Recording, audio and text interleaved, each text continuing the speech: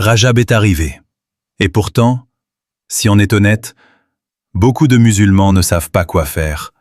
Et peut-être que toi aussi tu te poses la question. Qu'est-ce que c'est vraiment, Rajab? Pourquoi on en parle? Pourquoi on a l'impression que c'est important, mais sans trop savoir comment l'aborder? Et ce flou n'est pas un manque de foi, ce n'est pas une faiblesse, c'est surtout un manque d'explications simples et claires. Rajab est l'un des 12 mois du calendrier lunaire islamique, mais surtout, il fait partie des 4 mois sacrés qu'Allah a lui-même honorés dans le Coran. Un mois sacré, ce n'est pas un mois magique, ce n'est pas un mois rempli de rituels secrets ou d'obligations cachées, c'est un mois où le temps a une valeur particulière, où les actes comptent plus lourd, où le bien est plus précieux et où le mal est plus grave. Et déjà, rien que ça change tout. Rajab n'est pas un mois qu'on traverse machinalement. C'est un mois qui invite à la conscience, à l'arrêt, à la réflexion. Mais alors, pourquoi tant de musulmans ne savent pas quoi faire en Rajab? Parce qu'il y a beaucoup de confusion. Certains ont entendu parler de mérites immenses, de miracles incroyables, de nuits spéciales, de jeûnes précis, et se sentent vite dépassés, voire méfiants. D'autres, au contraire, ont entendu que beaucoup de récits sur Rajab sont faibles ou inventés, et finissent par penser que ce mois n'a aucune importance. Et entre ces deux extrêmes, beaucoup préfèrent ne rien faire du tout. Pourtant, la vérité est beaucoup plus simple et beaucoup plus belle. Rajab n'a pas besoin de légende pour être important. Il est déjà honoré par Allah. Et quand Allah honore un temps, ce n'est jamais pour compliquer. C'est pour protéger, pour élever, pour réveiller les cœurs sans les brusquer. Allah dit de ne pas se faire du tort pendant les mois sacrés, et cette parole est profonde. Ne pas se faire du tort, ce n'est pas seulement éviter les grands péchés visibles, c'est aussi arrêter d'accepter ce qui nous abîme intérieurement. Rajab arrive comme un miroir. Il te pousse à regarder ta vie sans jugement excessif, mais avec honnêteté. Qu'est-ce qui t'éloigne d'Allah et que tu continues pourtant à tolérer? Une mauvaise habitude? Une négligence répétée dans la prière? Une relation toxique? Une langue qui blesse? Un cœur rempli de rancune? Une addiction au vide, au bruit, à la distraction permanente? Rajab ne te demande pas de tout régler d'un coup. Il te demande d'en choisir une seule. Et de décider que ce mois-ci, tu vas au moins la freiner, la réduire, la remettre en question. Pas pour être parfait, mais pour te protéger. Ensuite, Rajab te rappelle quelque chose de fondamental. Avant d'ajouter, il faut solidifier. Ce mois n'est pas là pour te faire multiplier les actes spectaculaires, mais pour sécuriser les bases. La prière, même imparfaite, mais à l'heure. Un lien avec le Coran, même court, mais régulier. Le respect des droits des autres, parce qu'aucune adoration ne compense l'injustice ou l'arrogance. Et seulement après viennent les actes surérogatoires, comme le jeûne. Il faut être clair et apaisé à ce sujet. Il n'existe pas de jeûne obligatoire spécifique à Rajab avec des promesses miraculeuses garanties. Beaucoup de récits populaires sont faibles, mais le jeûne reste une adoration immense toute l'année. Tu peux donc jeûner en Rajab comme tu le ferais à n'importe quel autre moment. Un lundi, un jeudi, les jours blancs, ou quelques jours selon ton énergie. Rajab n'est pas là pour t'épuiser, il est là pour t'aligner. Rajab est surtout une préparation. Il ne remplace pas Ramadan, il t'empêche d'y arriver vidé. Beaucoup de personnes souffrent pendant Ramadan, non pas par manque de volonté, mais parce qu'elles arrivent fatiguées spirituellement, dispersées, saturées. Rajab est une miséricorde parce qu'il arrive avant, sans pression, sans obligation écrasante. Il t'apprend que la foi ne se construit pas dans l'urgence, mais dans la constance. Que le cœur a besoin de temps pour se réparer. que la spiritualité n'est pas une performance, mais une direction. Même une petite invocation sincère vaut mieux qu'un long rituel vide.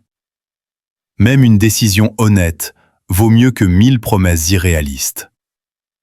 Et peut-être que Rajab est justement pour ceux qui se sentent perdus, loin d'Allah, fatigués, démotivés ou coupables. Ce mois discret est puissant parce qu'il te dit que revenir à Allah n'a pas besoin de bruit. Même si ta foi est basse, même si tu ne sais pas par où commencer, Rajab te dit simplement « Commence vrai ». Fais moins de mal, fais un peu plus de bien, et laisse Allah faire le reste. Si aujourd'hui tu te dis que tu ne savais pas quoi faire en Rajab, alors retiens ceci. Rajab n'est pas là pour t'écraser sous des obligations. Il est là pour t'aider à te relever doucement, sincèrement, durablement. Avant de fermer cette vidéo, j'aimerais que tu prennes un instant, là, maintenant, peu importe où tu es, peu importe ton état, et que tu réalises une chose essentielle. Rajab est un mois où les invocations prennent une saveur particulière, non pas parce qu'il y aurait une formule magique, mais parce que ton cœur est plus conscient, plus humble, plus honnête. Tu n'as pas besoin de grandes phrases, tu n'as pas besoin de mots compliqués. Allah n'attend pas une performance, il attend la vérité. Tu peux simplement dire « Oh Allah, je reviens vers toi comme je suis, avec mes manques, avec mes fautes, avec ma fatigue. Guide-moi dans ce mois de Rajab. Éloigne-moi de ce qui me nuit. Rapproche-moi de ce qui te plaît. Prépare mon cœur pour ce qui arrive. » Tu peux invoquer pour ta foi, pour ta famille, pour ta santé, pour ta stabilité, pour ton avenir, pour Ramadan, pour ce que tu n'oses même pas dire à voix haute. Rajab est un mois où l'on apprend à parler à Allah sans masque, sans filtre, sans peur d'être jugé. Même si tu as l'impression de répéter toujours les mêmes invocations, même si tu te dis que tu n'as pas été exaucé jusqu'à maintenant, continue. Allah entend. Allah sait. Allah répond parfois en te protégeant, parfois en retardant, parfois en changeant ton cœur avant de changer ta situation. Et c'est aussi ça, la sagesse de Rajab. Apprendre à faire confiance au processus, pas seulement au résultat. Et maintenant, j'aimerais vraiment que tu participes, pas juste que tu regardes cette vidéo et que tu passes à autre chose. Dis-moi en commentaire, très simplement, sans te comparer aux autres. Quel est ton objectif pour Rajab cette année? Ça peut être quelque chose de très petit. Une prière à l'heure. Un péché à ralentir. Une habitude à corriger. Une relation à réparer. Une invocation que tu veux faire tous les jours. Écris-le, même en une phrase. Pas pour moi, mais pour toi. Parce qu'écrire, c'est déjà s'engager. Et si cette vidéo t'a aidé, si elle t'a apporté de la clarté, du calme, ou juste un peu de réconfort, pense à la partager à quelqu'un qui, comme toi peut-être, ne savait pas quoi faire en Rajab. Tu ne sais jamais quelle invocation, quelle parole, quel rappel peut être une cause de bien immense. Abonne-toi si tu veux continuer ce chemin doucement, sans pression, avec des rappels simples et sincères. Et surtout, rappelle-toi ceci. Rajab n'est pas un mois pour les parfaits. C'est un mois pour ceux qui veulent revenir, même lentement, même imparfaitement, mais avec un cœur vrai. Qu'Allah nous permette de profiter de Rajab, de réparer nos cœurs, et d'arriver à Ramadan apaisé, présent et sincère. Avant de se quitter, je voulais te dire une chose importante. Dans la description, je laisse quelques liens vers des supports utiles pour la prière, des tapis confortables, un tapis électronique pour apprendre en douceur, un Coran en français, en phonétique et en arabe, et aussi un tapis éducatif pour les enfants, afin de leur offrir une approche plus douce et plus compréhensible de la prière.